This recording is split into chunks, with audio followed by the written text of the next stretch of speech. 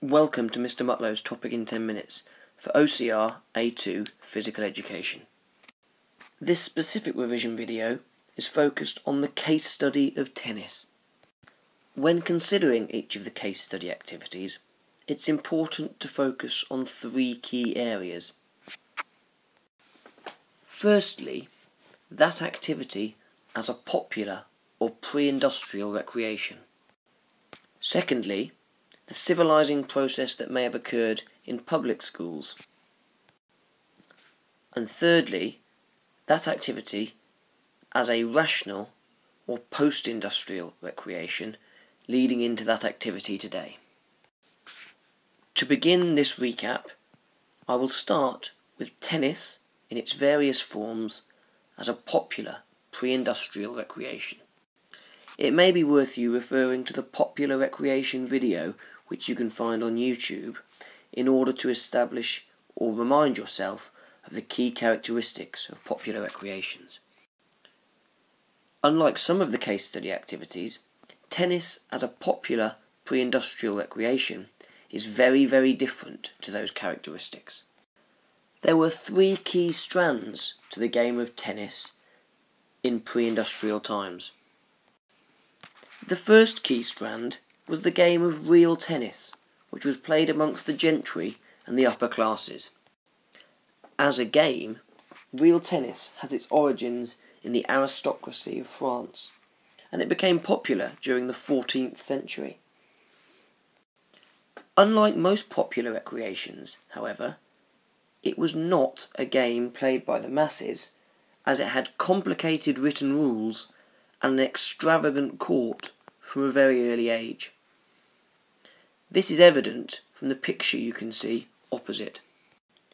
As it was played largely by the gentry, it was not necessarily a local game either, as these people had the means to travel. Wagering, however, was widespread, and people could take home large sums of money due to the wealth of the participants. Given its early set of rules, and its lack of accessibility to the masses, real tennis was entirely confined to the gentry, and has largely died out today.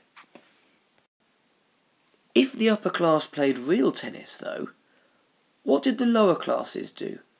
And how about those who didn't have a real tennis court, but may have had some wealth? Those who could not afford a real tennis court, and therefore could not access this game, often played their own variations of tennis, or as it was then, just a striking game. And this was often played against church walls or other areas where a suitable flat surface could be found. These games varied entirely in their nature and were sometimes highly organised, whereas more often than not were impromptu, spontaneous, and contained very varied local regulations.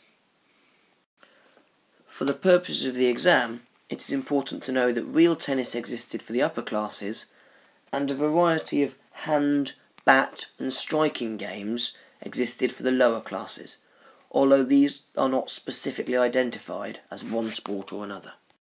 Clearly, my picture is a modern-day alternative, but you can get the picture of a game which was unstructured, unorganised, and played at any possible opportunity against any possible surface.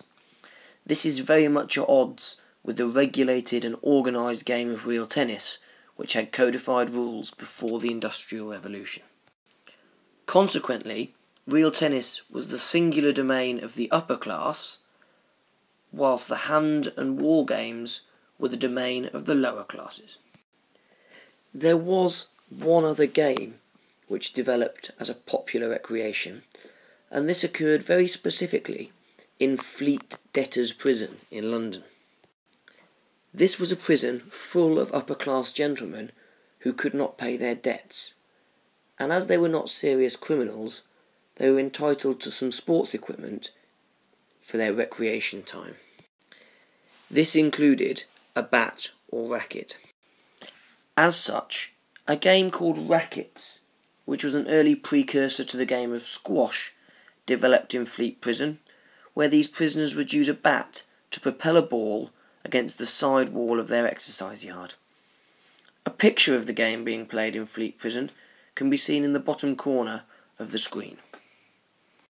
What is evident, therefore, is that tennis had three key strands as a popular recreation: real tennis for the gentry, hand and striking games for the lower or working classes, and rackets in Fleet Prison for the debtors.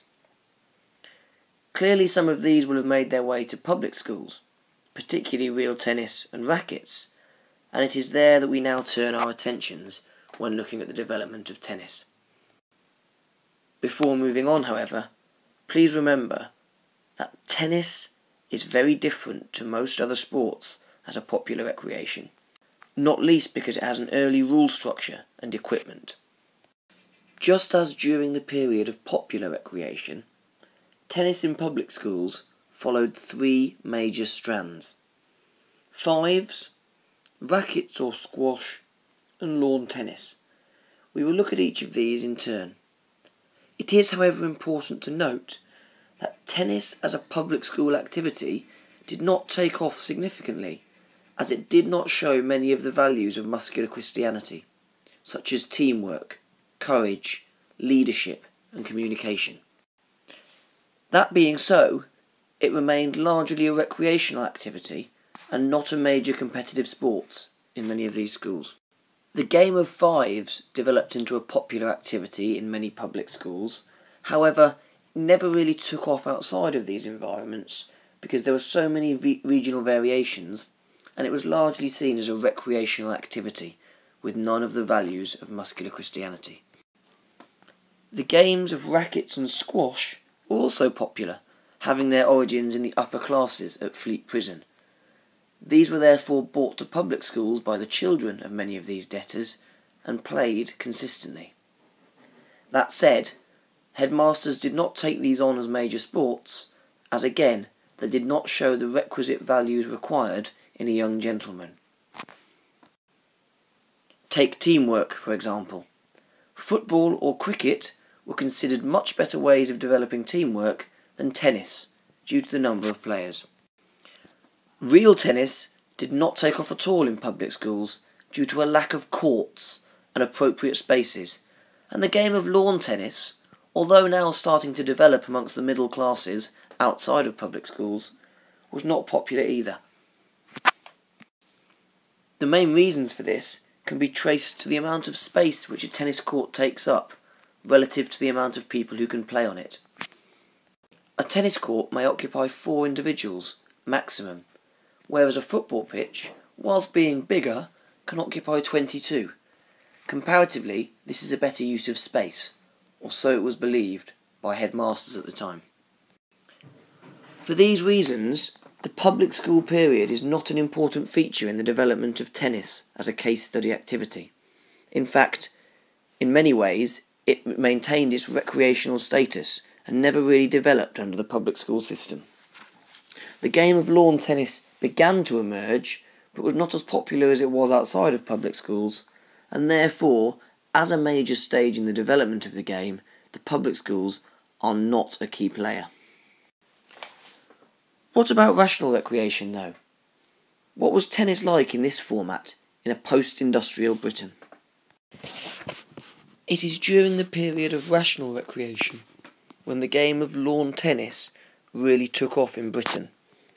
Many of the alternatives, such as squash and fives, had not proved popular outside of the public school environment, and whilst they were played in patches around the country, and indeed still are today, they never enjoyed the same status as sports like football.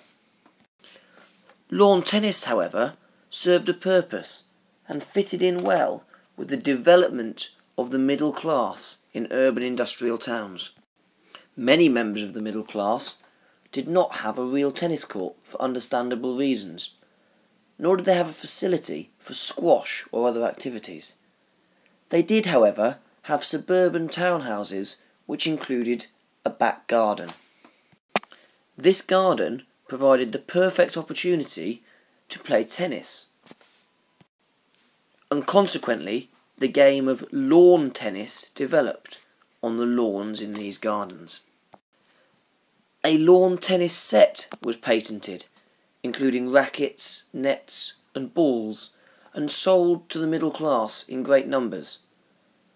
These people were then able to establish their own courts and use lawn tennis as an important social occasion with their friends, colleagues and families. Hence, the popularity of lawn tennis was linked to the development of the urban middle class, and therefore it remained popular as the middle class grew throughout the 19th and 20th centuries. The development of municipal or town tennis courts allowed the lower classes to begin participating in lawn tennis, and therefore the game spread further to the global spectacle which we know today. For the exam, however, it is also important that you understand the role of lawn tennis in the emancipation or inclusion of women in society at the time we are studying. The increasing and continued popularity of lawn tennis owes a lot to its role in the emancipation and inclusion of women. A number of things or features which relate to lawn tennis enabled women to play effectively and therefore gave them a greater status in society. Firstly, lawn tennis helped to dispel some of the earliest stereotypes of the Victorian times about the ability of women to perform in sport. Lawn tennis was also an important social occasion for the middle classes and involved the whole family. In this sense, it was important that mothers and daughters could join in with brothers, fathers and sons in order to play the game effectively. The fact that they were able to participate increased the status of women in sport and the respect for the role of women in sport. Consequently, the inclusive nature of lawn tennis helped to create a family recreational environment and give women a greater status in society. Unlike many other sports which existed at the time, lawn tennis allowed ladies to participate without having to overexert themselves or without being expected to excel. This was different to physical games such as rugby or football, and therefore was more appropriate for women. Lawn tennis was also key in including women, as it didn't require special dress. All participants could play in their daily clothing and didn't. This kept the price down and made it easy for people to play. A particular reason why tennis was effective at including women was that the importance of tennis did not lie in single-gender competition. It was a game which lent itself perfectly to both sexes participating together, or indeed participating as single sexes, allowing women to play against women. This, of course, is not true of many other sports, such as rugby, where intergender competition is neither encouraged nor accessible. Finally, lawn tennis was seen as an important factor in the emancipation of women, as gardens, or lawns, provided privacy in which people could play, and provided an opportunity for young men to court young ladies in a private environment where tennis could be a feature of their afternoon. As a result, you can see that lawn tennis, more than any other sport, had real opportunities and provision for the emancipation and inclusion of women.